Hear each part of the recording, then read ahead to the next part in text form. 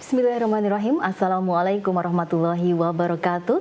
Saudaraku pemirsa channel terpilih MTA TV dimanapun Anda berada, juga saudaraku pendengar Persada FM, MTA FM, atau dimanapun Anda bisa menyimak siaran kami.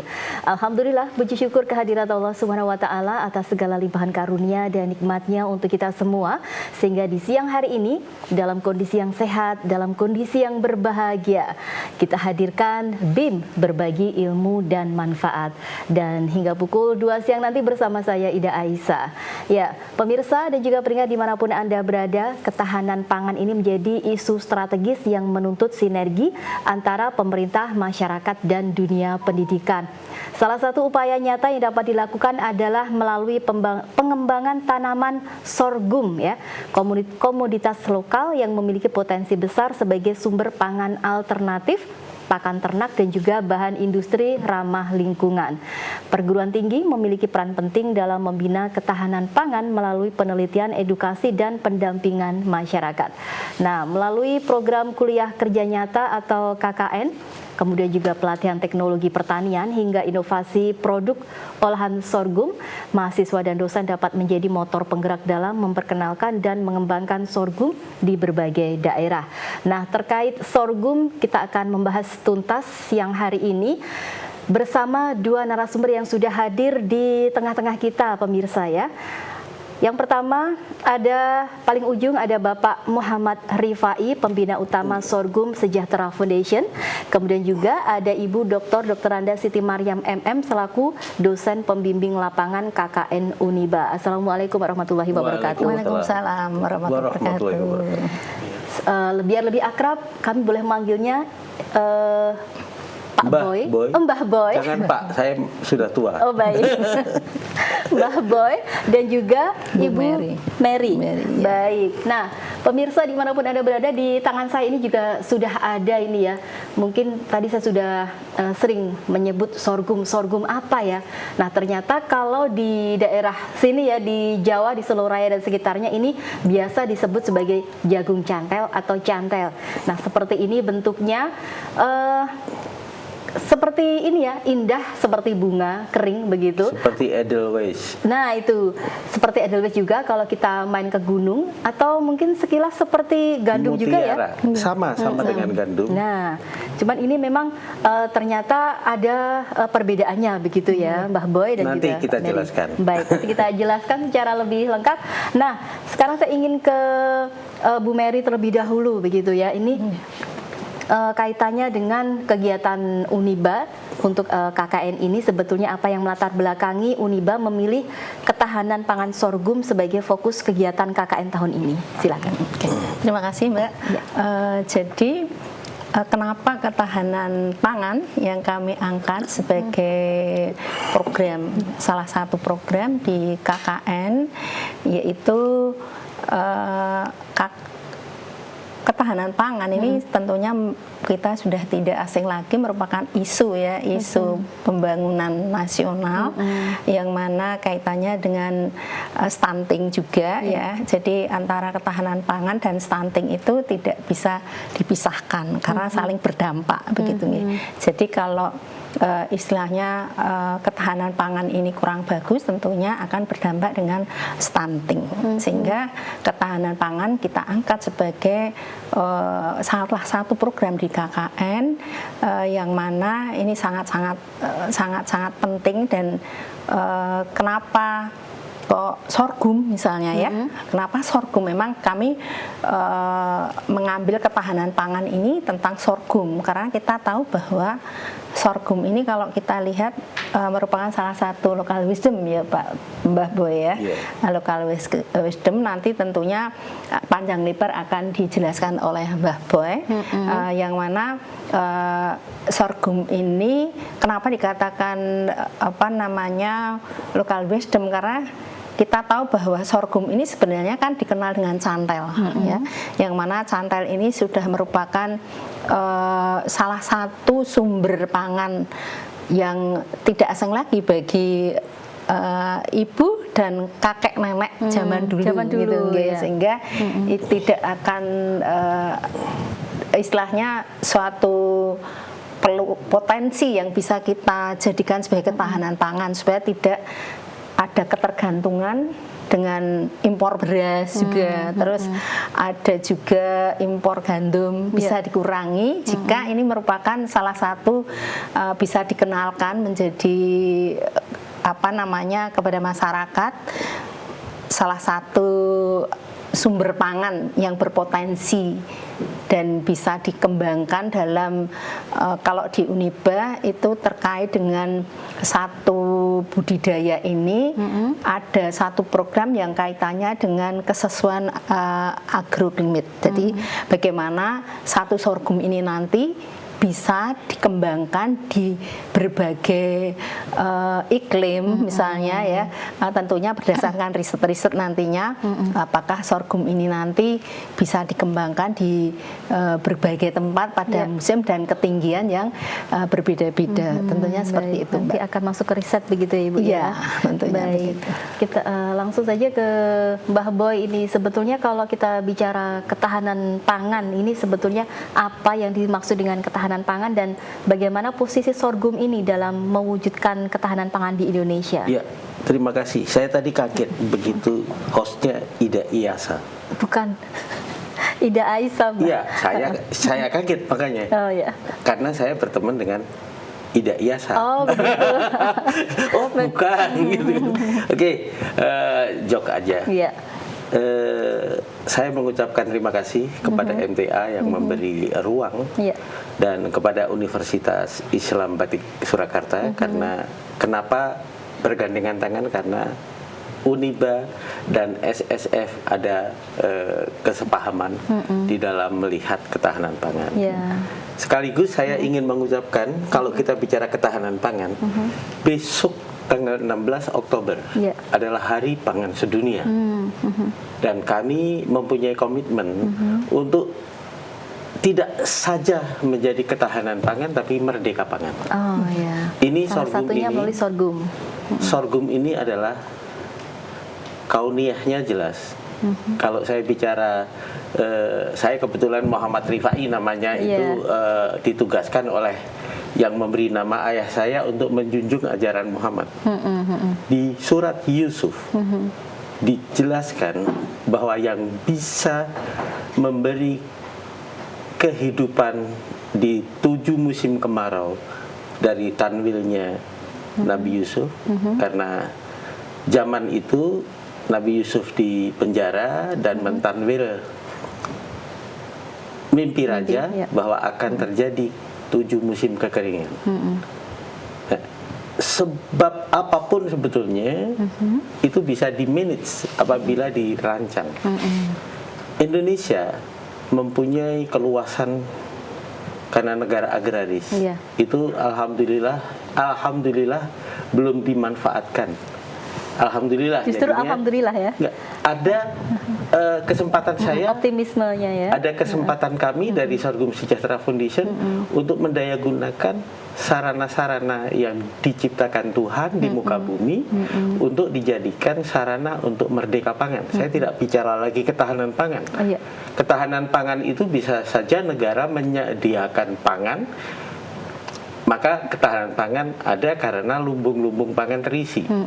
Tapi kalau nanti agroklimat atau musim kemarau atau negara dalam keadaan kacau, huru-hara, ini dibuktikan oleh Sultan Agung menyerang Batavia dengan 20.000 pasukan tidak membawa perbekalan pangan. Nah, ini saya rasa Sultan Agung mendapat referensi dari bagaimana memanage pangan di zaman Nabi Yusuf. Tanaman ini kodratullah, ditanam di lahan-lahan yang marginal, justru bukan di lahan sawah, subur gitu ya. Satu biji ini menjadi 5.000 biji. Dia ditanam 1 kali dan dia panen sampai 7 kali untuk kita ambil bijinya. Tapi kalau untuk hewan, tanaman ini berlaku seumur, setiap 1 bulan bisa panen untuk karena hewan tidak makan biji, tapi makan Daun. daun dan batangnya, yang dimana di batangnya penuh dengan potensi-potensi nutrisi, termasuk glukosa sehat. Jadi kan sebetulnya Allah tidak menciptakan pangan itu hanya untuk manusia, tapi pangan menjadi sebuah subsistem penting. Kalau kita mau hidup dengan kafah, artinya makanannya pun harus benar. Karena kalau kita hanya bisa membeli pangan, mungkin ditanamnya dengan pestisida, belum toyib, walaupun sudah halal. Nah, saya ingin mengajak siapapun, Sorghum Sejahtera Foundation dengan Universitas Islam Batik, mahasiswa baru Universitas Islam Batik, kami bekali dengan segenggam sorghum yang harus ditanam di sekitar rumahnya, bukan di kampus. Iya, iya. Coding ini, kalau nanti ada rumah yang di sekitarnya ada pohon sorghum, itu berarti mahasiswa Uniba. Bisa. Itu bagian dari kami mensiasati sehingga semangatnya menjadi luar biasa, karena mungkin Uniba akan memberi rewards pada saat nanti panen, karena dia akan mengirimkan prosesnya. Jadi tiba-tiba mahasiswa Uniba minimal akan mempelajari kauniah dari pohon sorghum. Yang setelah pohon sorghum tentunya kauniah yang lain juga dipelajari, karena semuanya kauniah, bahkan hidup kita pun sebetulnya kan menjadi kauniah bagi orang lain. Kalau tiba-tiba mungkin saya sekarang bergerak di sorghum, itu mengagetkan banyak kawan saya, karena saya latar belakangnya bukan petani. Apa, Pak? Tapi saya punya pembelajaran yang saya dapat dari Lembaga Pendidikan Kesenian Jakarta. Kalau sekarang IKJ, saya ada pengetahuan sinematografi, saya punya pengetahuan tentang storytelling. Nah, sorghum ini kalau tidak diceritakan secara baik dengan storytelling, tidak dibicarakan melalui tanwilnya Nabi Yusuf, ngomongnya di MTA jadi nggak nyambung. Iya kan? Karena pangan bagian dari tanggung jawab kita kepada tubuh yang diberikan kepada Tuhan. Ada gluten free, ada makanan gluten free. Kenapa makan yang banyak glutennya?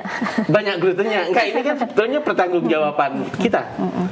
Jantung kita membutuhkan, tulang kita, Mbak Aida, gigi Anda, geraham Anda itu terdiri dari tulang. Pernah sadarkah bahwa itu juga diproses dari makanan yang masuk ke mulut kita?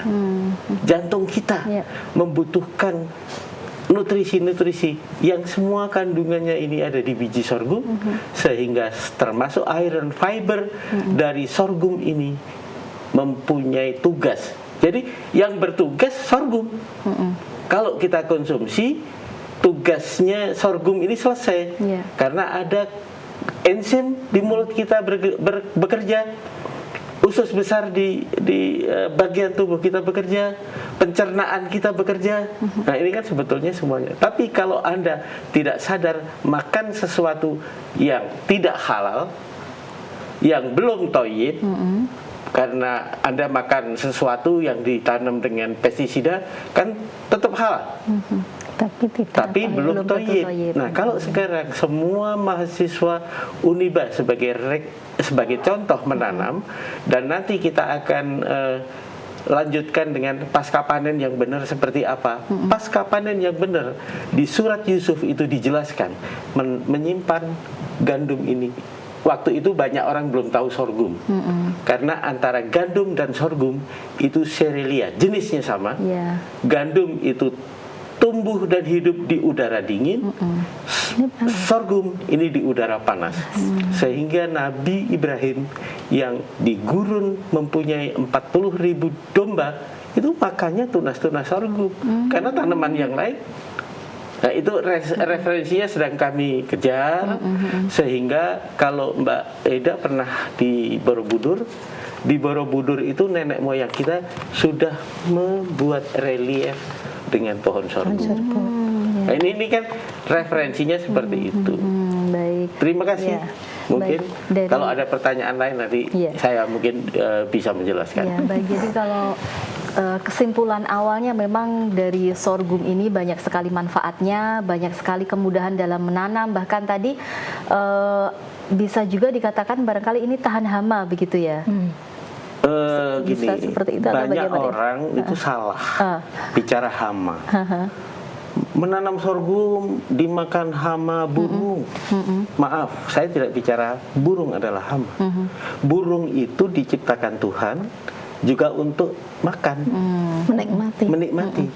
Karena dia tidak bisa bertani, zakat dari pertanian mestinya petani ikhlas. Nah, kalau petani ikhlas pada saat ini dimakan burung kan tidak bicara hama. Nah, sudah ada pahala. Masa ini tadi kaitannya dengan pestisida tadi. Ya, pestisida itu sebetulnya gini. Pestisida itu sebetulnya tidak jelek juga, tapi itu keserakahan pabrik, keserakahan pengetahuan, sehingga dia membuat pabrik pestisida. Tapi sebetulnya kalau kita bicara pestisida, di sekitar kita itu sangat luar biasa. Yang namanya urea, non sewu, kencing kita, kencingnya sapi, kencingnya kelinci, itu kan pestisida yang luar biasa. Tapi karena keserakahannya bikin pabrik sehingga tahu kebutuhan luasan sekian juta hektar, jualannya mudah. Tapi sebetulnya Banyak kalau kita menggunakan pengetahuan kita, nah ini lagi-lagi peran universitas, perguruan tinggi. Sebetulnya yang namanya sisa-sisa kulit sorghum, kulit pisang, kulit buah-buahan yang di pasar dibuang-buang, hanya dengan tambahan fermentasi itu menjadi sebuah pupuk yang luar biasa. Tapi karena sudah Pupuk terlanjur beli pupuk yang mudah, gitu kan. Dan Meskipun mahal kalau saya bilang bukan mesti mahal, karena bukan pedagang mensiasati dikasih hutang, bayarnya nanti setelah panen. Nah ini kan ini menurut saya yang tidak baik.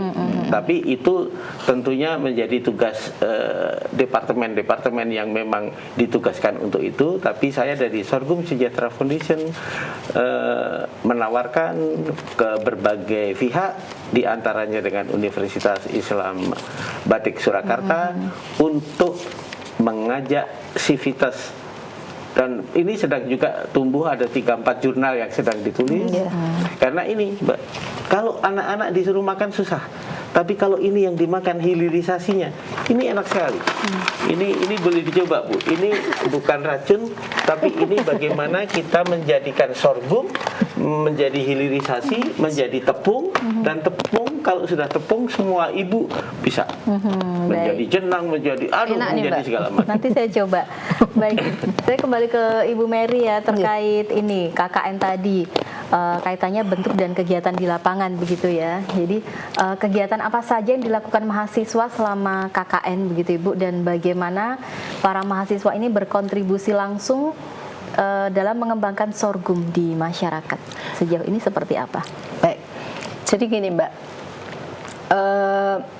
tadi tema tema dari KKN kita itu memang bagaimana pemberdayaan kaitannya dengan ekonomi lokal. Nah, salah satu tadi bahwa kita mengangkat sorghum, membagikan sorghum kepada para petani dan mahasiswa yang KKN. Jadi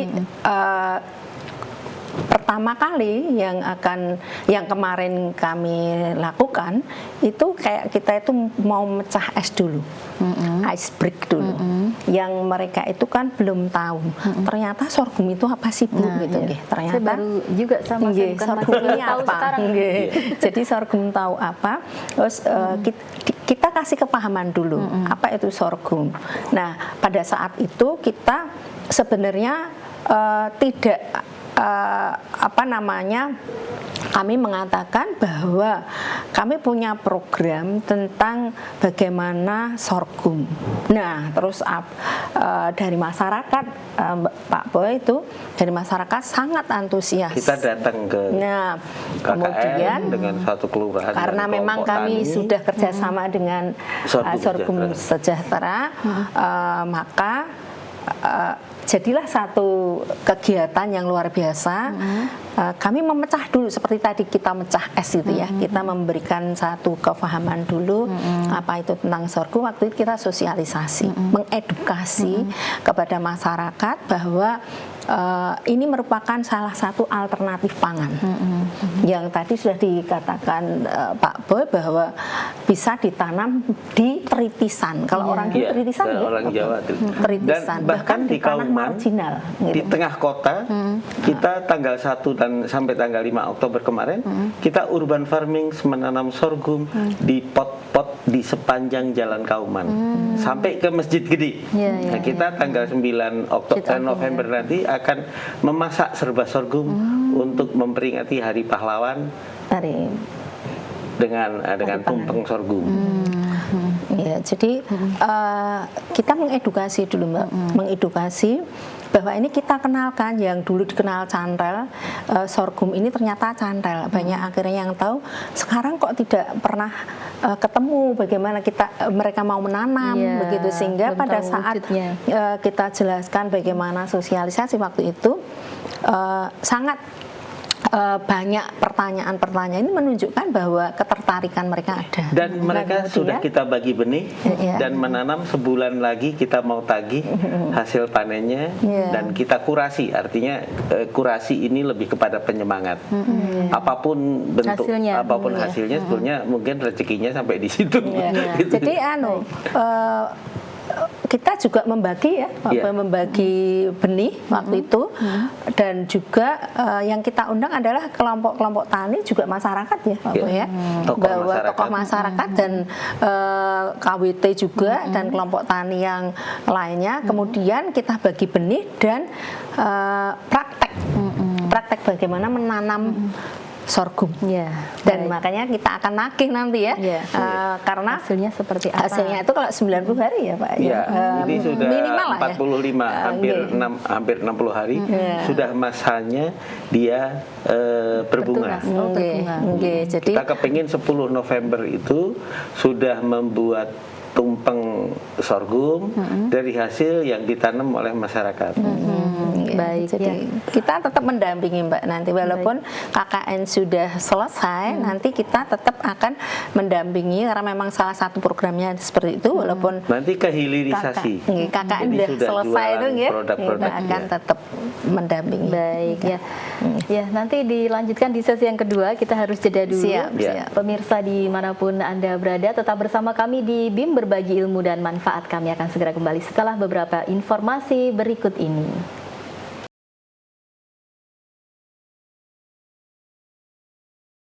MTA TV dimanapun Anda berada dan juga pendengar Persada FM, MTA FM, kembali di BIM Berbagi Ilmu dan Manfaat ya.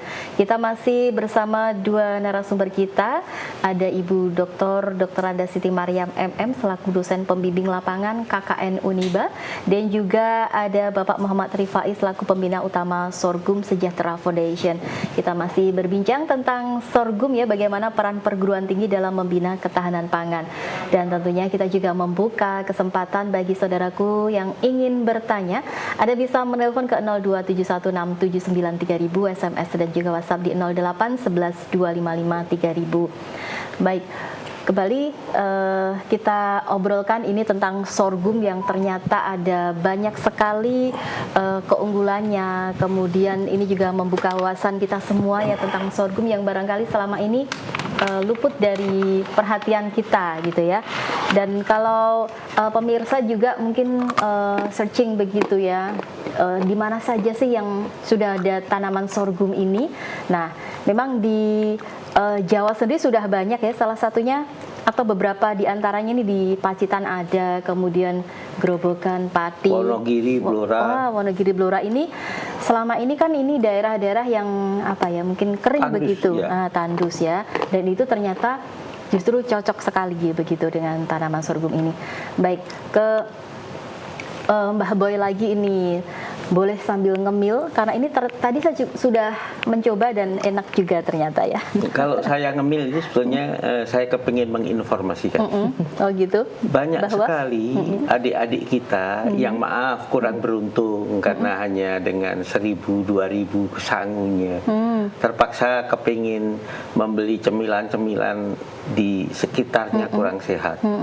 Sorghum Sejahtera Foundation sedang berupaya bekerja sama dengan BBS ya, Bakti Bumi Sukawati, sebuah perusahaan UMKM untuk menghadirkan sorghum dalam bentuk hilirisasi. Karena adik-adik kalau kita ajak makan sorghum dia bilang belum kenal. Tapi kalau cemilan stick, kita bilang sticky, keren kan? Sticky sorghum kan keren. Apalagi nanti kita akan coba dengan siapa yang makan sticky sorghum dan testimoni, komen, kirim ke WA saya akan dapat hadiah. Gitu Umpamanya seperti itu kan. Yang menarik lagi, kebutuhan tepung di Indonesia itu 18 juta ton dan saat ini itu disubsidi oleh pemerintah. 10 juta ton dibeli ke Amerika dengan harga 24.000 per kilo, dijual 14.000, artinya pemerintah mensubsidi 10.000 kali 10 juta ton itu duitnya tidak sedikit. Kalau sekarang petani kita yang kekurangan pekerjaan karena tidak punya sawah, bisa mendaya gunakan sawah-sawah yang marginal tadi dan bisa hasilnya nanti diambil oleh badan yang tentunya bertanggung jawab, atau kami juga sedang mencoba. Kalau perlu ini maaf ya, Gaza bangsa Palestina itu makanannya sudah sorghum, zaman itu sorghum. Kenapa tidak melalui MTA? Ayo menanam 50% sorghumnya nanti kita kirim ke Palestina umpamanya. Ini sebuah gerakan. Menanamnya di lahan-lahan marginal, tidak mengganggu. Dibeli oleh pemerintah atau siapa saja untuk daripada mensubsidi bangsa lain, kenapa tidak kita? Penepung-penepung tradisional di pasar-pasar tradisional yang per kilonya Rp3.000 itu bisa lagi bergerak. Karena yang selama ini dibikin kan tepung beras, tepung apa? Ini tepung sorghum, ini sehat. Dan kalau ibu yang menyusui, ibu yang hamil atau ibu pasangan muda memakan sorghum, di dalam sorghum ini ada potensi nutrisi pencegah stunting karena dia gluten free dan iron fiber. Ini kan sebetulnya Allah menciptakan, karena saya bahkan bilang di beberapa tempat di pesantren yang saya datang, ini karunia Tuhan yang disia-siakan oleh manusia karena keterbatasan pengetahuan. Nah ini mungkin kami bekerja sama dengan Uniba dan alhamdulillah kami bisa mengkomunikasikan ini melalui MTA dan MTA juga punya santri. Kenapa santri MTA diberi waktu seminggu sekali sebelum Jumatan menanam sorghum di sekitarnya dan nanti hasilnya dikirim ke rumahnya. Bukan santri dikirim orang tua, tapi santri mengirim kepada orang tua. Ini sekedar gagasan karena sudah sampai ke MTA. Terima kasih Mbak Aida. Ya, semoga ini juga menjadi pertimbangan penjelasan nanti jadi pertimbangan dan juga gagasan ini bisa direalisasikan. Amin. Karena sangat bagus sekali. Amin. Begitu. Nah, kembali ke Mbah Boy, ini sebetulnya kalau tadi kan sudah disampaikan banyak sekali keunggulan gitu ya dari sorghum ini, salah satunya juga termasuk cocok untuk ditanam di lahan-lahan marginal begitu. Dan urban farming dan di perkotaan memanfaatkan kaleng-kaleng bekas cat, bekas lem mineral galon-galon Dan gini Mbak, saya komit aja sekalian. Siapa saja pemirsa MTA, saya akan berikan melalui MTA. Yang pertama 99 Malai. Karena Asmaul Husna kan hanya angka terbesar itu kan. Kalau 99 malai ini dimanfaatkan, malai ini satu malai. Ini satu malai. Ya kan? Jadi Nabi Yusuf dulu diperintahkan untuk menyimpannya dalam bentuk malai. Karena kalau diurai, kalau sudah jadi gabah, itu karena ini sehat dan organik, cepat dimakan binatang. Tapi kalau disimpannya begini, seperti saudara-saudara kita yang ada di Baduy dalam, bahkan ada padi yang sampai 50 tahun masih bisa dikonsumsi. Ini sebetulnya karena masih ada batangnya itu. Ya, karena masih terikat oleh batang. Oh gitu ya. Enggak, ini saya menghadiahkan siapapun pemirsa, siapapun Anda untuk mengambil malai ke MTA. Saya 99, besok saya antar. Berikut saya akan memamerkan hilirisasi yang sudah jadi brownies, jadi macam-macam, jadi bipang, cipang. Saya kebetulan nggak bawa tadi, tapi saya akan sekaligus mengirimkan ini. Tapi kalau 99 ini ada yang mengambil, memanfaatkan, dan ada keinginan banyak, saya akan lipat gandakan. Jadi saya sediakan 1000 malai untuk pemirsa MTA TV sebagai salah satu keinginan untuk memerdekakan pangan bagi keluarganya, dan dalam rangka peringatan Hari Pangan Sedunia tanggal 16. Nah, kita bekerja sama untuk mensosialisasikan ini, dan bagi siapa yang ingin tahu tentang pengetahuan tentang sorghum, klik saya punya YouTube Sorghum Nusantara. Sorghumnya GH. Sorghum Nusantara, bisa klik di situ, bisa tanya jawab, bisa apa. Tapi senang melalui MTA, saya akan datang lagi untuk mengkomunikasikan. Kalau perlu santri-santri Solo Raya datang untuk mengambil benih untuk ditanam di sekelilingnya. Jangan hanya dipajang sebagai pajangan, karena ini indah. Iya, seperti tadi saya bilang, ternyata indah ya, buat hiasan bagus begitu ya. Baik, nah kembali lagi, saya tadi belum sempat bertanya, sebetulnya kalau dalam penanaman sorghum ini apa tantangan utamanya yang dihadapi petani dan bagaimana solusinya begitu? Ini kaitannya mungkin hambatan distribusi benih, pasar ataupun juga teknologinya. Iya, memang benih ini di online itu 25 biji dijualnya mahal, antara 10.000, kan ini mahal. Tapi bagi para penghobi itu tidak mahal, karena ini juga bisa berlaku sebagai tanaman ekstra, tanaman hias. Ada 127 jenis tanaman sorghum, 7 yang layak untuk dikonsumsi sebagai hilirisasi, menjadi beras, menjadi tepung. Ada 4 jenis yang sangat pantas karena tumbuhnya mudah dan dapurannya itu subur, itu yang untuk ternak. Jadi kalau untuk ternak jangan menunggu sorghum ini kering.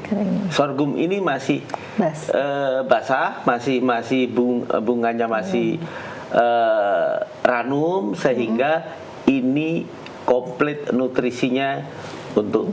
Nah, cara menanamnya pun menjadi sangat mudah. Selain hobi dengan tabu lampot atau dengan bekas-bekas itu, menanamnya ambil 2 atau 3 biji. Kasih lubang 3 sampai 5 cm dan timbun kembali. Kenapa? Karena kalau tidak diintip burung dan burung akan mengambilnya. Karena ini makanan burung. Burung tidak bisa bertani, jadi dia minta tolong. Ikhlaskanlah petani yang menanam sorghum ini kalau dimakan burung. Tapi solusinya, kalau petani menanam di semua galengan, jangan bicara di sawah. Di galengan. Maaf, saya sedang dengan Universitas Indonesia menanam di median jalan. Tahu median jalan? Iya, tengah-tengah itu ya. Kiri, tengah, dan kanan. Itu kita sedang menanam. Dan saya juga mengucapkan terima kasih kepada Universitas Indonesia. Maaf, saya tidak menyebut Uniba saja. Uniba luar biasa.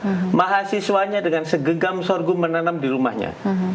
Tapi ada satu universitas yang menanam di semua ruang terbukanya. Dari 300 hektar Universitas Indonesia Depok, kurang lebih 10% menanam sorghum sebagai bagian dari kajian Merdeka Pangan.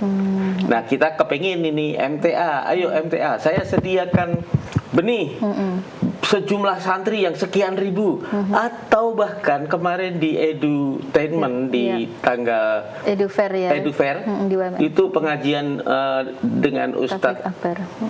dari MTA itu ribuan. Iya. Nah, kalau ada pengajian setiap Rabu atau apa, saya bersedia untuk menyediakan benih untuk dibagikan kepada jamaahnya MTA untuk pulang dia menanam. Free. Saya punya banyak sekali benih karena sedang panen benih. Oh ya. Nanti kita minta doanya dari Ustadz Ustadz Nur Khalid. saya kenal almarhum ayahnya, Pak Ustadz Sukino. Ustadz Sukino, guru saya itu. Ya, Ustadz Nur Khalid. Guru SMP. Kita minta untuk, ayo kita menanam, tapi jangan hanya menanam, tapi kita minta doa supaya berbagi dengan burungnya diatur sama malaikat. Baik. Ya. Baik, kembali ke Ibu Mary ini ya. Kita dikejar waktu ini. Saya ingin mengetahui sejauh ini kan tadi disampaikan bahwa dari seluruh mahasiswa KKN ini sudah dibekali 1 genggam sorghum Enggak, begitu. bukan yang KKN, mahasiswa baru. Mahasiswa barunya. Dia ada 300 lebih yang dia wajib menanam di sekitar rumahnya. Baik. Nah, ini kalau untuk hasilnya sekarang ini seperti apa, Ibu? Masih baru 60 cm ya. Jadi ada seperti waktu kita memberikan sosialisasi, mereka kita kasih yang hadir ya, itu adalah kita free 1/4 dari sorghum untuk bisa dinikmati dan juga benih. Nah ini dan saat itu juga sudah praktek ya, ada praktek menanam. Nah kita mau tagih itu Bu ya, jadi nanti 90 hari Mbak, 90 hari itu paling cepat panennya 90 hari. Nah ini sudah berjalan sekitar 45 hari. Iya 45 hari. Jadi nanti 60 hari kita lihat. Ya. Dan kami juga kemarin itu ada salah satu warga yang sudah mempersiapkan lahannya untuk ditanemin, dan waktu itu memang keterbatasan dari masa KKN yang terbatas sehingga belum bisa, tetapi nanti kita akan hadir ke sana sekalian melihat apa yang hasil yang ditanam kemarin itu, dan juga akan menindaklanjuti lahan yang dari satu warga yang memang sangat-sangat antusias untuk apa namanya berbudidaya. Karena ada step ya, kan masih budidaya. Setelah budidaya itu nanti stepnya terutama mahasiswa itu mengajarkan pasca panen. Setelah itu baru hilirisasi. Jadi memang step daripada Merdeka Pangan itu ada 3 step. Jangan kalau tidak tahu 3 step itu belum merdeka, baru bertahan. Apa saja itu? 3 tadi? Ya gini, kalau kita mau merdeka pangan, kita harus bicara budidaya. Budidaya sorghum itu belum merdeka kalau petani belum bisa bikin benih.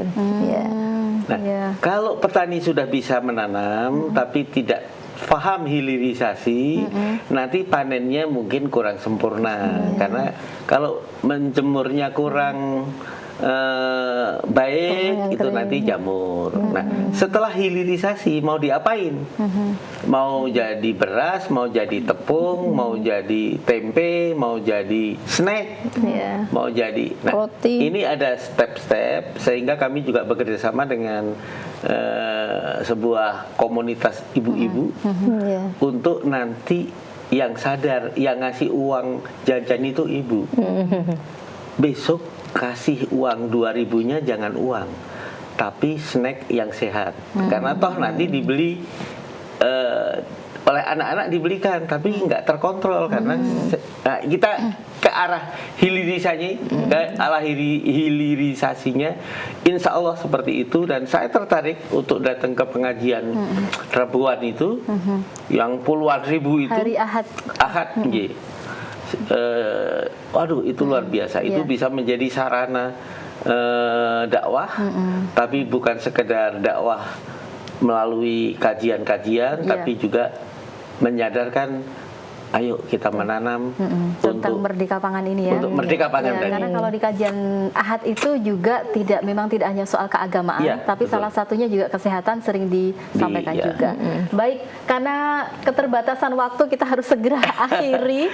Terima kasih sekali Bu Mary, Mbah Boy untuk kehadirannya. Semoga nanti pertemuan yang singkat ini ada tindak lanjutnya begitu ya. Seperti tadi tawaran dari Mbah Boy bahwa bagi pemirsa MTA TV yang tertarik dengan sorghum nanti bisa 99 pertama. Nah, yang 99 pertama akan mendapatkan free benih satu malai.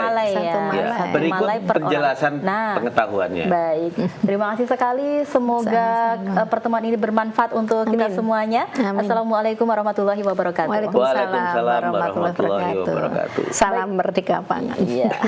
Baik, saudaraku pemirsa MTA TV dimanapun Anda berada, pendengar radio Persada FM, MTA FM, sampai di sini perjumpaan kita di program BIM berbagi ilmu dan manfaat untuk siang hari ini.